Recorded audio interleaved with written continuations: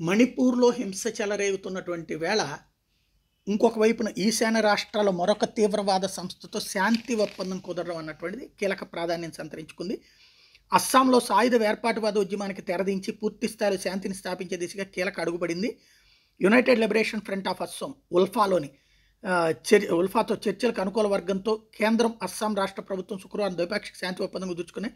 ఈ సందర్భంలో రాష్ట్రంలో హింసకు స్వస్తి చెప్పేందుకు ఉల్ఫాను రద్దు చేసి సంస్థలను సభ్యులంతా ప్రజాస్వామ్య పదంలో ప్రయాణించేందుకు అంగీకారం కుదిరింది. కేంద్ర రాష్ట్ర ప్రభుత్వాల తరపున కేంద్ర హోంమంత్రి అమిత్ షా, అస్సాం ముఖ్యమంత్రి హిమంత బిశ్వ శర్మలు ఒప్పంద పత్రంపై సంతకాలు చేశారు. ఉల్ఫా తరపున ఆ సంస్థకు చెందిన 16 మంది, పౌర సమాజంలోని 13 మంది సభ్యులు కలిసి మొత్తం 23 మంది ఢిల్లీలో ఈ ఉడంబడిక మీద సంతకాలు చేశారు. అస్సాం ప్రజల జీవితాల్లో ఇది గొప్ప రోజని అమిత్ షా అభివర్ణించారు. ఎంతో కాలంగా అస్సాం ఉల్ఫా హింసతో సతమతమవుతోందని, 1979 నుంచి ఇప్పటి వరకు 10,000 మంది ప్రజలు ప్రాణాలు కోల్పోయారని ఆయన వెల్లడించారు. అస్సాంలో దశాబ్దాలుగా ఉనికిలో ఉన్నటువంటి ఉల్ఫా తిరుగుబాటు సంస్థ హింసను విడిచిపెట్టేందుకు అంగీకరించిందన్నారు.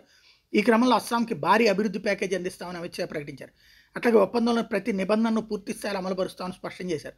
ప్రస్తుతం రాష్ట్రంలో హింస 87%, మరణాలు 90%, అపహరణలు 84% తగ్గుముఖం పట్టాయన్నారు. 12 ఏళ్ల చర్చల తర్వాతన ఇది సాధ్యమైంది. అరబింద రాజ్కోవా నేతృత్వంలో ఉల్ఫా వర్గంలో 12 ఏళ్లుగా ప్రభుత్వం జరుపుతున్న బేషరత్ చర్చల ఫలితమే తాజా ఒప్పందం అని అధికారులు చెప్పారు. సార్వభౌమ అస్సాం డిమాండ్తో 1979లో ఉల్ఫా ఏర్పడింది. అప్పటి నుంచి విధ్వంసక చర్యలకు పాల్పడుతుండటంతో 1990లో కేంద్ర ప్రభుత్వం ఆ సంస్థ నిషేధించింది. 2011లో ఆ సంస్థ 2 వర్గాలుగా విడిపోయింది. 2011 సెప్టెంబర్ 3 నుంచి రాజ్కోవా వర్గం ప్రభుత్వంతో శాంతి చర్చలు జరుపుతోంది.